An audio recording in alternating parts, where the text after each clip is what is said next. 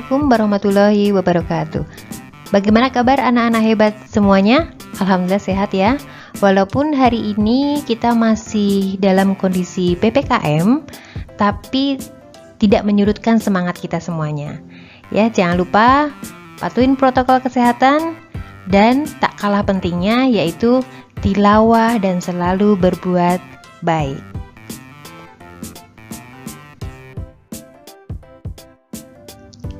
Ya, hari ini adalah hari matrikulasi yang ketiga.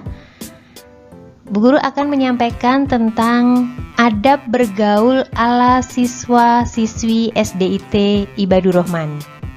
Nah, tapi sebelum itu marilah kita bersama-sama membaca basmalah. Bismillahirrahmanirrahim.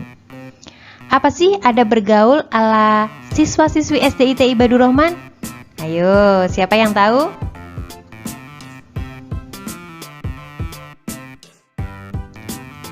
Yang pertama, adab bergaul dengan lawan jenis. Lawan jenis itu yang bagaimana sih?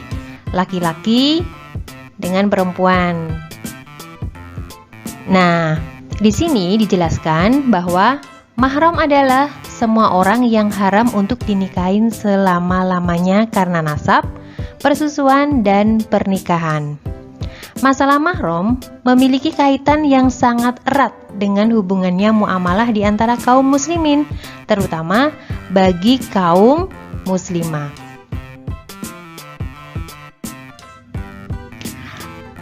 Selanjutnya, adab terhadap lawan jenis yang bukan mahram. Yang pertama, dilarang untuk berkholwat atau berdua-duaan. Jadi, laki-laki dengan perempuan itu dilarang berdua-duaan. Nah, nanti kalau anak-anak bermain, diusahakan dalam bermain tidak bercampur antara anak laki-laki dan perempuan. Dari Umar bin Khattab, ia berkhutbah di hadapan kaum di suatu perkampungan di Damaskus. Beliau menyampaikan sebuah hadis Rasulullah yang berbunyi, "Janganlah di antara kalian berduaan dengan seorang wanita yang bukan mahramnya, karena setan adalah orang ketiganya. Maka barang siapa yang bangga dengan kebaikannya dan sedih dengan keburukannya, maka dia seorang muslim." Hadis riwayat Ahmad.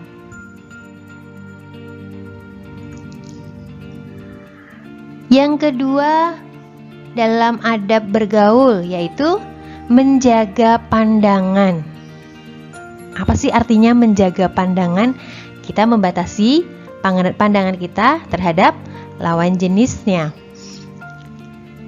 Kita sebagai seorang muslim dan muslimah hendaklah menjaga pandangan terhadap lawan jenis, karena pandangan terhadap lawan jenis dapat membuka peluang pintu-pintu godaan setan.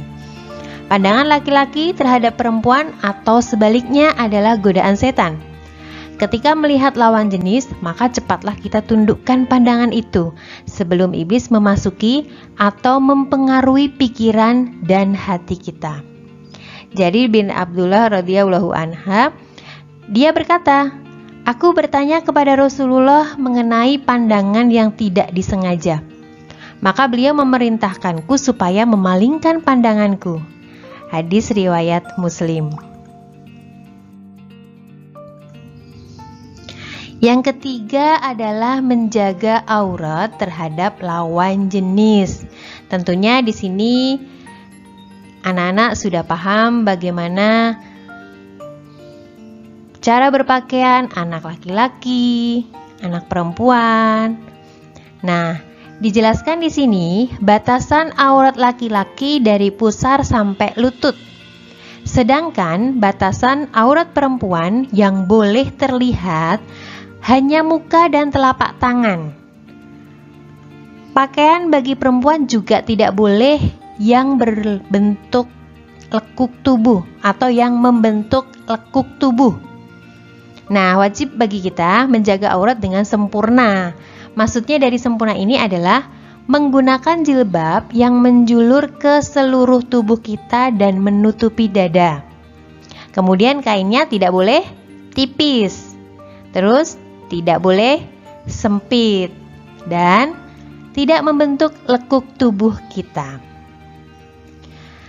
Nabi bersabda, wanita itu adalah aurat. Jika dia keluar, maka setan akan memperindahnya di mata laki-laki. Hadis riwayat Tirmizi.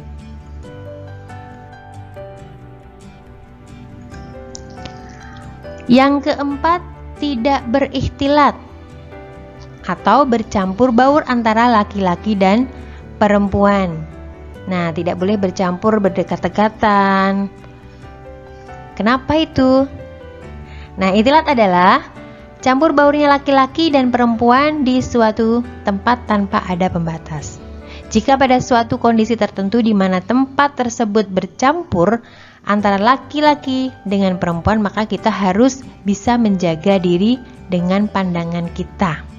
Kenapa sih harus bisa menjaga pandangan kita? Supaya apa?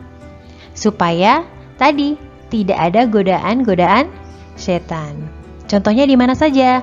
Contohnya di pasar, kemudian tempat-tempat umum lainnya, bisa di terminal dan di sekolah pun bisa. Makanya kenapa kita duduknya dipisah antara laki-laki dan perempuan. Mainnya pun tidak boleh bareng antara laki-laki dan perempuan.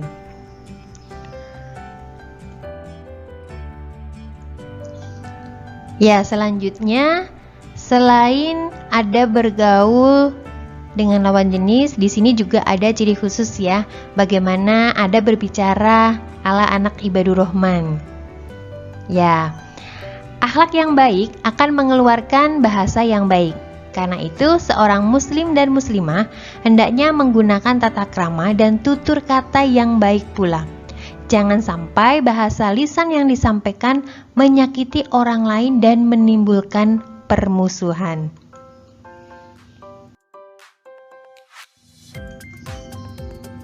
Dalam adab berbicara tadi dapat dijabarkan ya, apa saja sih atau bagaimana saja sih gitu kan.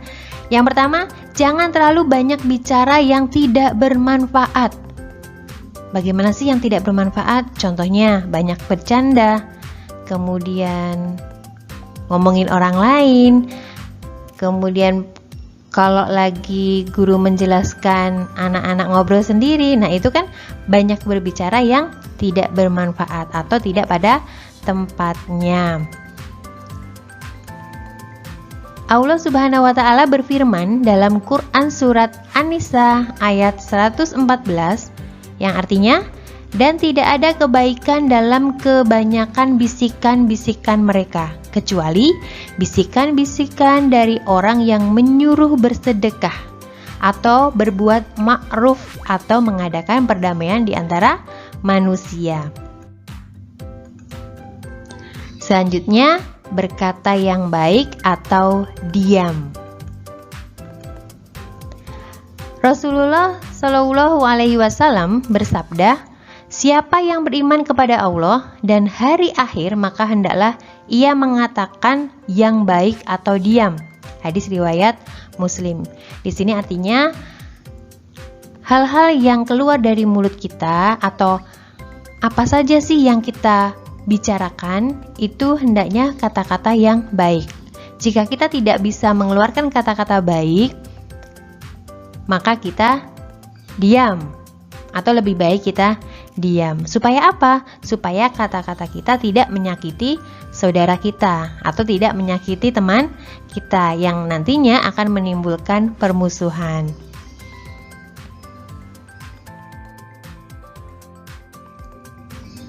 Nah, yang ketiga, tidak mencela atau tidak menjelek-jelekan ya. Ini kadang-kadang anak-anak sering berantem gara-gara awalnya bermain, ledek-ledekan. Nah, seperti itu. Hadis Nabi tatkala beliau bersabda, sombong itu adalah menolak kebenaran dan merendahkan orang lain. Maksudnya, menghina dan menganggap orang lain lebih rendah, dan ini adalah perbuatan haram.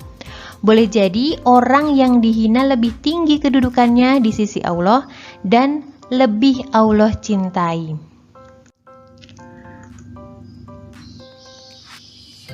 Selanjutnya, tidak terpancing emosi. Nah, kita dalam berbicara kita juga jangan mudah terpancing emosi atau harus sabar ya. Bila salah satu di antara kalian marah saat berdiri, maka duduklah. Jika marahnya telah hilang, maka sudah cukup. Namun jika tidak lenyap pula, maka berbaringlah. Hadis riwayat Abu Daud nomor 4782. Al-Hafidz Abu Thohir mengatakan bahwa hadis ini sahih, yang artinya kita bersabar menahan emosi.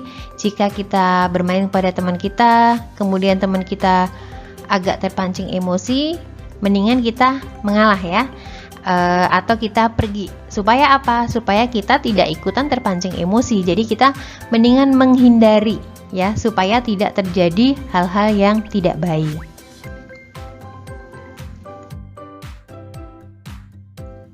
Nah, mungkin itu beberapa yang bisa Ibu sampaikan.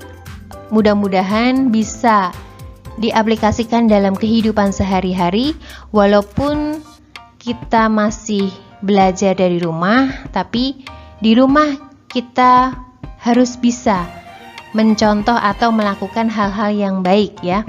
Semoga siswa dan siswi SDIT Ibadur Rahman menjadi anak-anak yang berbudi pekerti luhur dan beradab Islami.